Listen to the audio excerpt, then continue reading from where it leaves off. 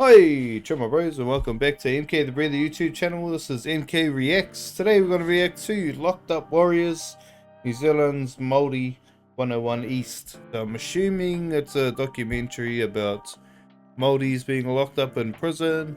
I'm not 100% sure, but after reacting to the last documentary about gangs, it sort of got me interested in this whole bloody gang thing, bro. I was brought up around it, but never really understood it. Hey, I wouldn't say not understood, but I just had an idea, and that was pretty much it. But I never really went deep into what's going on in behind the scenes. Well, no more chit chat. Let's just get into it, G. This is Locked Up Warriors, New Zealand's Māori 101 East. Yeah, let's get it, I suppose.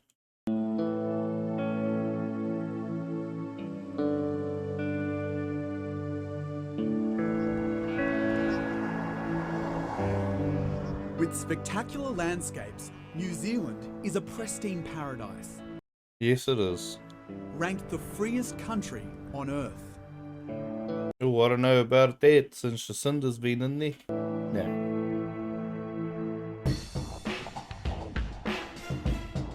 But this South Pacific nation has the second highest imprisonment rate in the Western world. Oh, I think this is a few years old now. 9 years old, G. This is almost far out. 9 years. It's certainly not something that this country should be proud about. Sure, it's by their actions they've been incarcerated. The system that we have now does not get to the heart of the problem. It's hell-bent on punishment. Yeah. A tough stance on law and order has seen the jail population double in just 2 decades. New Zealand's government concedes prisons are a fiscal failure.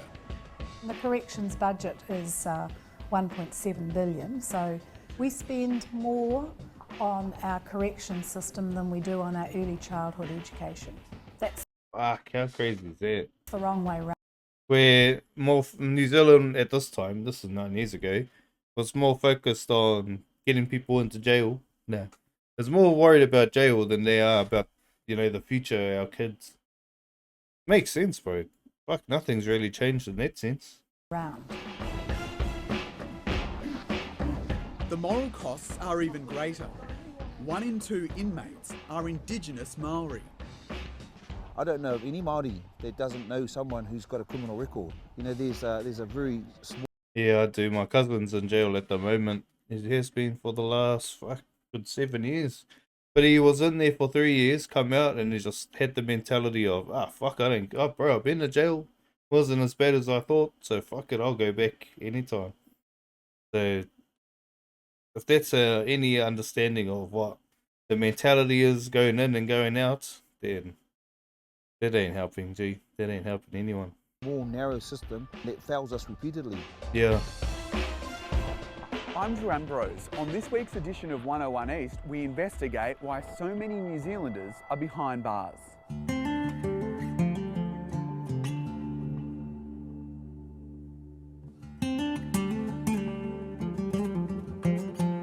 Locked Up Warriors.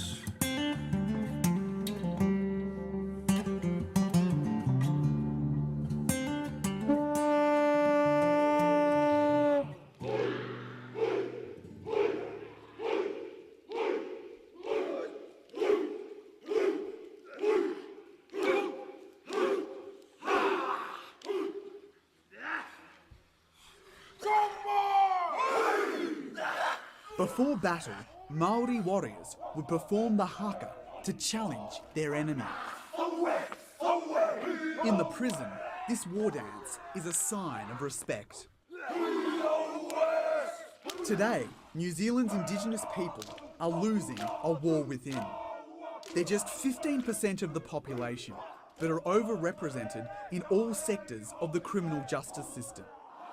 By law, we can't show the faces of inmates, but body tattoos reveal gang affiliations that drive young Māori to a life of violence.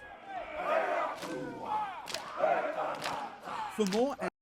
When you think about it, like looking at it from this point of view, there's some black powers mobsters all doing the haka together. Obviously, they're not side by side, or they're not showing any love or anything like that. But yeah, that's still pretty cool. Yeah. Answers. I go outside the prison. Just Mongo Mob King Country chapter. At 13, Harua Jerry joined New Zealand's biggest and Arua. most notorious gang, the Mongrel Mob. Why are there so many Maori that end up in prison? That warrior gene in ourselves, you know, we come from a race of fighting ancestry. Yeah, and it seems to be a fear. If that was your talent, you usually took that path where you use your hands to get what you wanted. It's interesting, eh, bro? Like, Māoris, naturally, we have a warrior mentality, we have a warrior mindset. Being brought up in a fucking soft society like we are now, like, sort of makes sense for us to get into fighting, to get into gangs, to get into that kind of stuff. But just a random little thought I had. And if you were a violent person, you know, the world was your oyster. And it's still the choice today. People of my like and membership, you know, in the gangs, well, if we can spot that, they'll usually take that young person on board and enhance those negative aspects. The gangs formed in the 60s when Maori boys like him moved to cities but struggled to find work. Without their community, gangs became their new families. He's showing me his local chapter, one of dozens around the country that use patches and a hierarchy modelled on bikie gangs. This is my corner. This is my old, this is my patch that I wore for 30 odd years. Also on these walls are Nazi swastikas, one of the gang symbols. Mongo Mob or To Portuguese. create that animosity, I suppose, and that horror. Well, you know, it's all part of our power to be isolated, independent, exclusive. True, that's interesting, eh? So the idea, they use the swastika as like just like a striker fee. That's interesting. I always thought, like, what the hell? Why are they using fucking World War II shit, like fucking German Nazi shit? I suppose it makes sense to strike fear to people, especially people who bloody come to New Zealand for the first time and they just see people casually wearing patches around with fucking swastikas on it. Yeah, fair enough.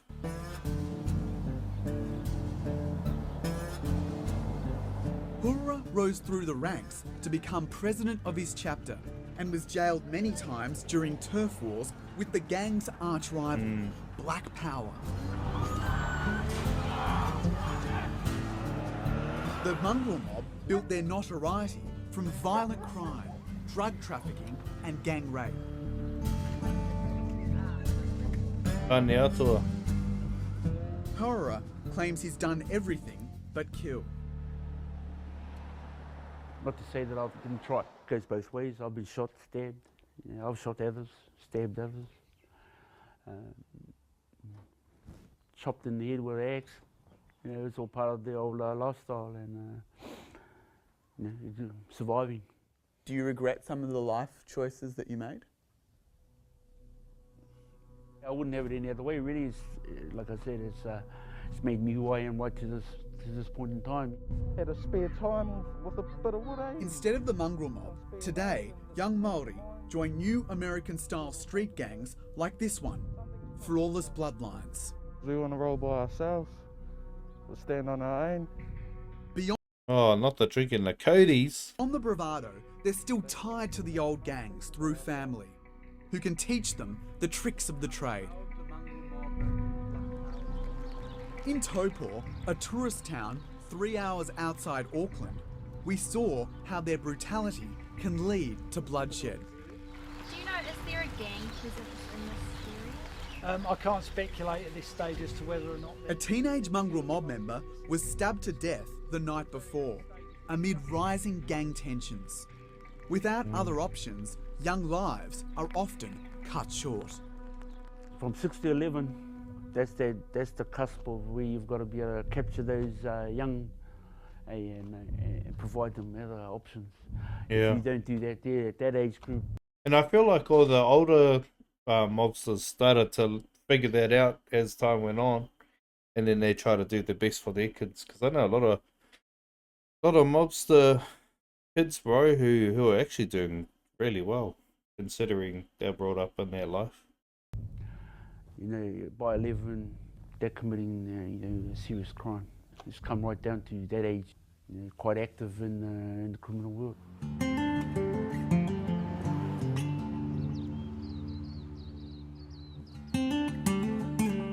Sirius Anderson dreams of becoming a president of the mongrel mob. All his family members are in the gang. The 10-year-old has witnessed violence all his life. He said he felt powerless when his father was attacked by Black Power. We walked out of a driveway, and then a whole carload of just came up to my dad. And then a white car of mongrel mobs came up, and then another load of came up, and then another load of mongrel mobs.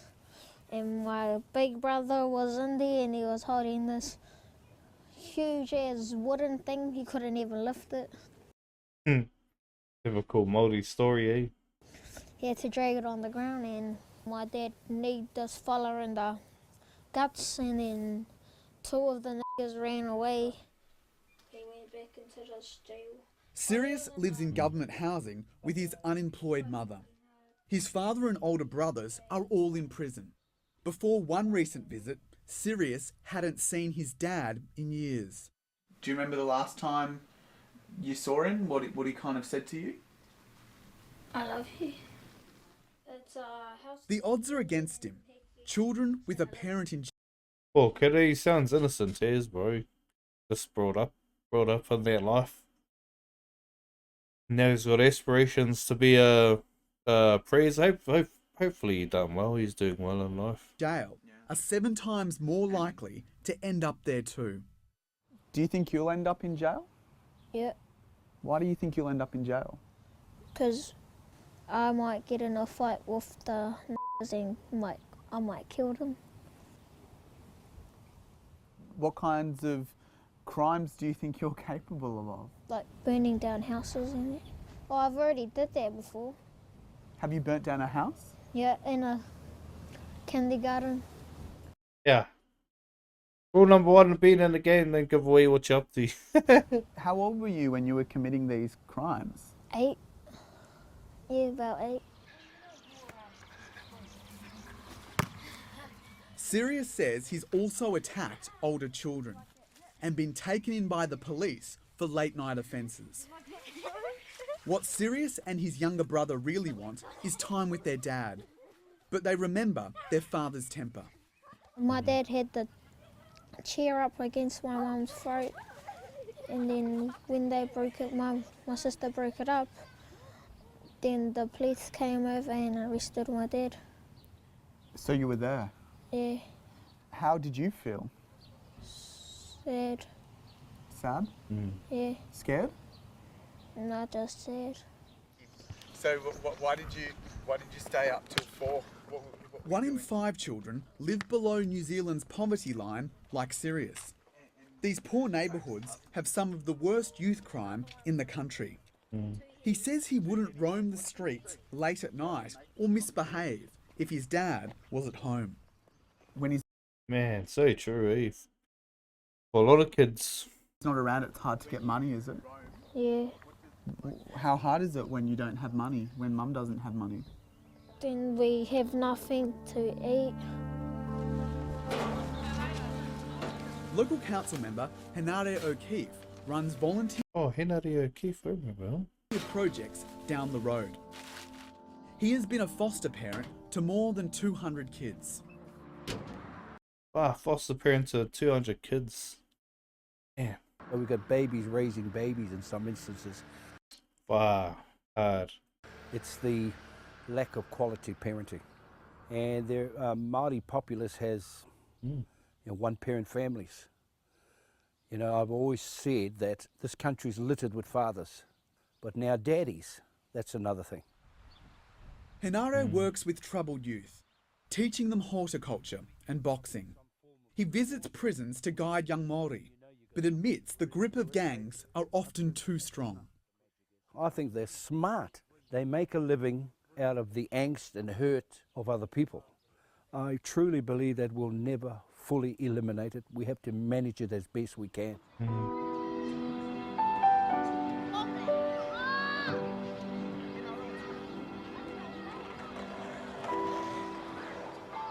Mama is a grandmother with 2 sons and 2 granddaughters in prison. Like many Māori elders, she's left to raise 2 other grandchildren on her own. It's a power play. I don't believe that the gangs look after our young men or show them a future that is positive. It's all downhill eventually. When your 2 sons joined or were affiliated with the Black Power gang, what changes did you see within them as a mother? A lot of dishonesty.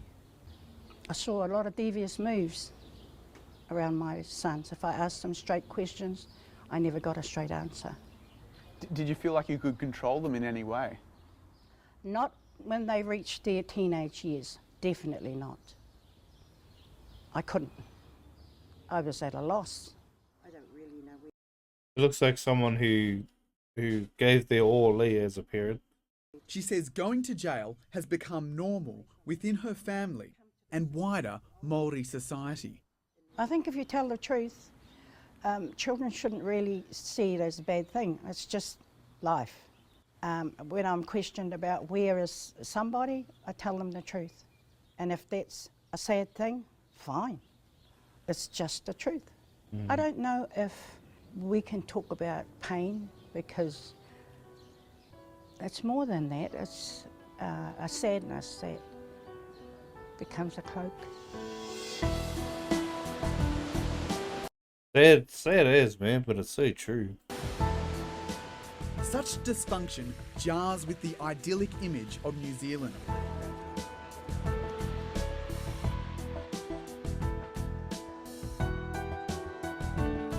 Which tops global rankings on quality of life every year. If you compare the New Zealand rate of imprisonment, it compares with Eastern European and Western African nations that have a much more punitive and totalitarian regime. Kim Workman has been a senior official within the police and correction system.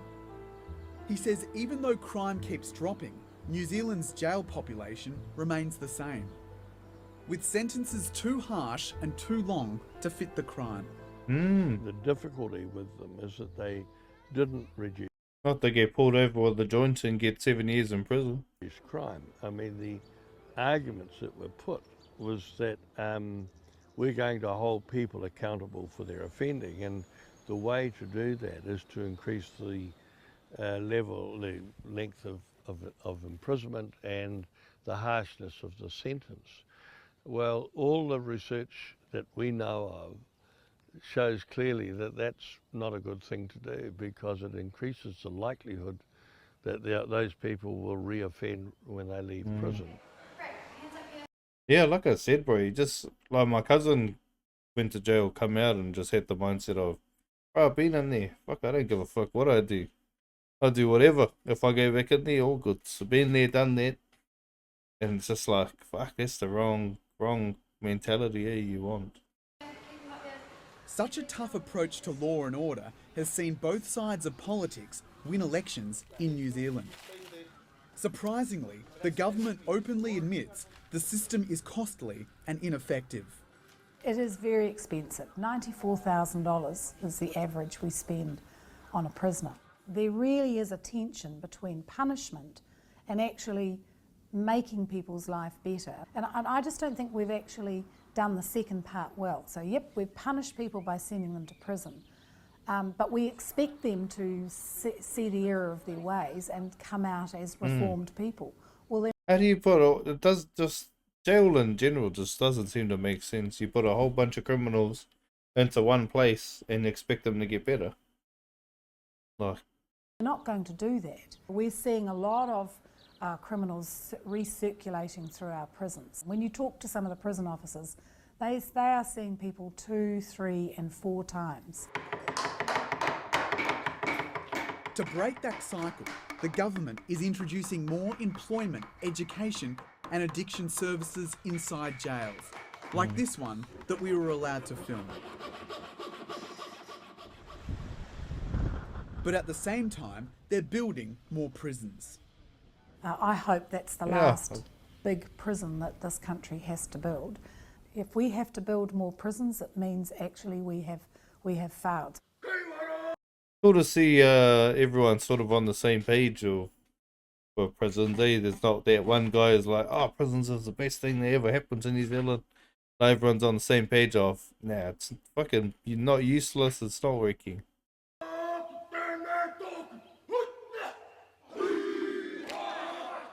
Special Māori wards are trying to help Indigenous New Zealanders stay out of prison. Nice to meet you. We were granted access to one in a regional jail. To restore a sense of identity, inmates learn their language, culture, and must live together like a family. The people you saw are actually from opposing gangs. These are people who have done crimes, some potentially to each other. We have respected what the native people of New Zealand, the Māori, do and have come from, and we support that and use that to help us provide a better opportunity for the men to keep themselves out of jail. I'm in a relationship at the moment, but it's not a very healthy relationship. Does she come in here at all to visit? Rehabilitation often hinges on family involvement. But many of the prisoners I spoke to had issues with domestic violence. Half of the inmates in these units have no contact with their relatives and can't cut their gang allegiances. Unfortunately, New Zealand does have a third generation of gang membership problem.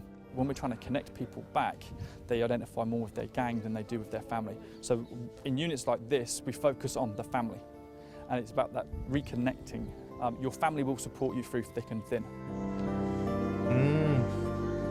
That's interesting. To ease the transition, prisons have recently built houses outside the wire for Māori inmates near the end of their sentence.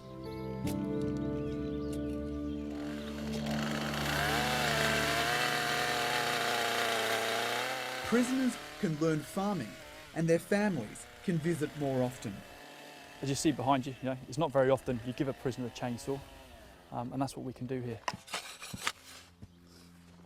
There's nothing like this across the globe. There are ideas where you have hostels and things post-sentence, but this is during your sentence. So in terms of from a Māori worldview... But some Māori leaders familiar with the projects are critical of their impact. I have my doubts.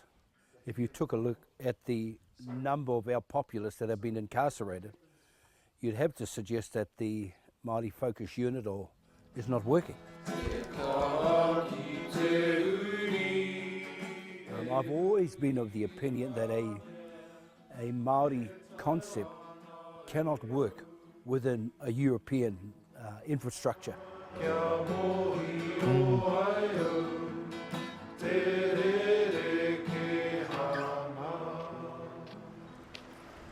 Former inmate Cookie is living proof.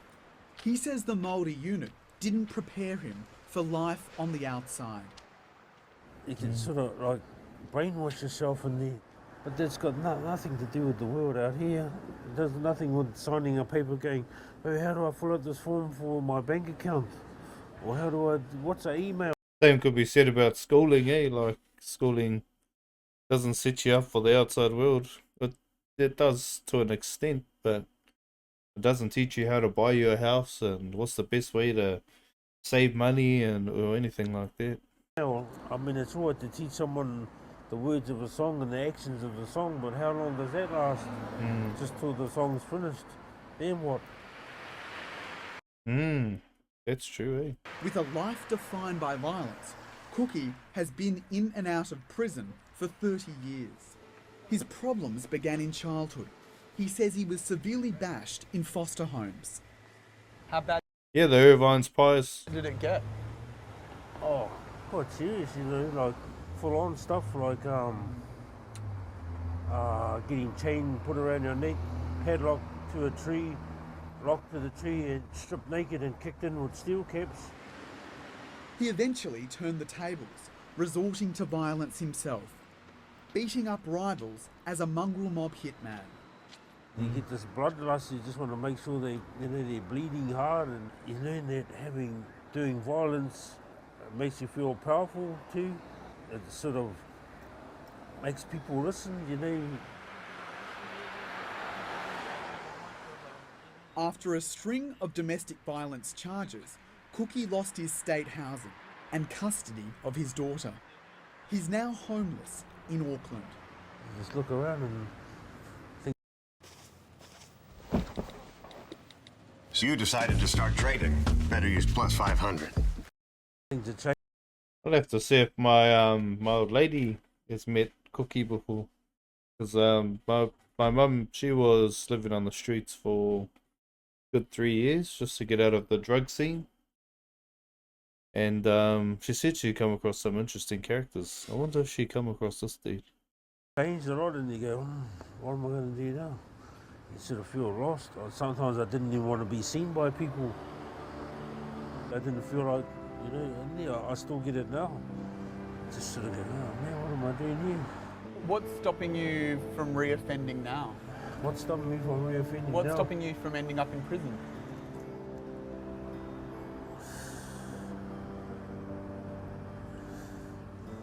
I don't know, maybe just maturity, age. It's not much, you know. I could reoffend as soon as we leave from here. What would you prefer, to live on the streets as like, well, just a nobody, or go back to jail and, you know, have everything you need? He says there's only one way to stop young criminals following his path. I think it needs some people that have already been through that system, teach these young fellas not to do what we did. And the only way we can get a good message to our people is coming from us that have been there and done it. Are you the Hard out, man. same person, or are you going to move on? Shane White is one of those men. On probation, he runs cultural workshops and rehab services for former inmates. A recovering meth addict, Shane helps troubled boys at a sacred Māori community centre called a marae. I don't have any need A marae to go and save people, but likewise, I feel I have a duty to do what was done to me, and the marae took me as I was. A 17-year-old, I killed somebody. I went to jail. I done a life sentence in New Zealand terms, which then was 10 years. I came out, and they took me as a person right there and then, and it wasn't forgotten what I did, but it was put to the side. You were 17, didn't think, just reacted, you know, and we'll take you at that point. So there's the bro here who come out and was accepted pretty much straight away into life, and then there was Cookie, who was the complete opposite and ended up on the streets, and now he's just thinking like, you know, fuck, I could do whatever to get back in there. Interesting, man. Shane's programs connect former inmates with their Māori roots, giving them a sense of community and strength. He says many have since stayed out of trouble. The starting point is we're not focused on them not reoffending, and instead our efforts and energies goes towards creating a place where they can be themselves. So many of us were brown people born in the city, like myself, that the rest of the world saw as a Māori, but we're just, you know, we're just a very disconnected, poor person living in the ghettos in a way. How to get back there, where a lot of us didn't have that connection to start with. Yes, yeah. Let's see what we can do to change that behaviour, and we'll have a talk about that. Yep. We'll do some planning. Shane says too much money is given to prisons and not enough to community projects. I feel a lot of times corrections set people up and stuff, but really they're just interested in control. What I'm seeing here is just a whole lot of Māoris getting pushed on us without a sense of support and resource, and it's actually almost in a way trying to undermine what we do by overloading us with all the too hard baskets. You know, that's not actually helpful. wherever you go. By 2017, the government wants a 25% reduction in reoffending. To achieve it, Maori leaders say more support is needed for programs that address widespread dysfunction in troubled communities. There's the programs that'll actually do some good, eh? I hope things have changed. Like I said, this is 9 years ago, so. Won't be long, everybody. Another 20 minutes, we'll have the sausages all cooked. And I want you to tell me, when you come up, what have you done? Have you done anything nice for somebody today? Man, that's cool. Let's go to the skate park where you see the kids just do up a sausage sizzle and they just give me one positive thing to say, bro, and you can have a sausage. Hanare O'Keefe's mobile barbecue is up and running at a park in a poor suburb in his district, offering free food and advice to those who need it. He says it not only works, but is far cheaper than the $94,000 it costs to lock up one prisoner for a year. Who would have thought something as simple as a sausage with tomato sauce and a piece of bread could make inroads into people's lives? All of these initiatives, like out there with the barbecue today, it's a bridge. It's like the barbecue is a bridge that they will walk across from their heart to mine. By investing in the mobile barbecues, by investing in the marae, in the community, it's an investment, it's not a liability, it's an opportunity.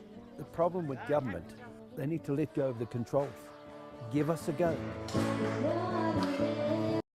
Man, that's mean. New Zealand's push for punishment has led to more prisoners in jail than ever before. The government's approach is changing, but incarceration still carries a high financial and social cost. In this progressive country, the Maori community say more programs are needed to address the chronic despair that condemn many of their people to a life locked up.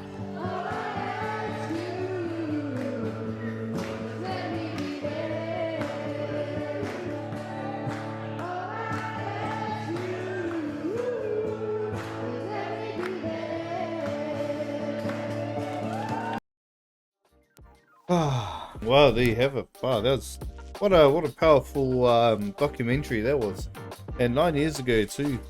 So it was cool. Like I said, it was cool to see everybody on the same page.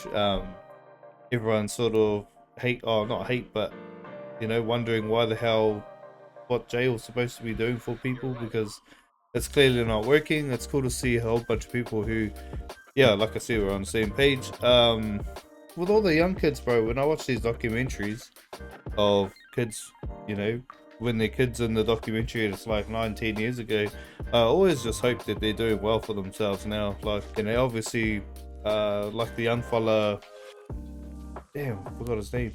Just like the young fella in there, for example, being brought up, seeing his dad get hidings from black powers and his mum getting beaten up by his dad. Like, it's all the makings of what will get you in the gang, like that kind of upbringing and hard life, bro, and the idea of turning to a gang is just the best option for yourself. But I honestly, I genuinely hope that the bro's doing well for himself, and he's got him a family, and he's taking care of himself and his family and his mum. But yeah, another fucking cool, interesting documentary. Hope you enjoyed that, bro. And if you got any documentaries that are on the sort of like same kind of page, let me know. But yeah, I better not drag this video out too long. Hope you enjoyed that, my bros, and I'll catch you next time. Cheer my G's.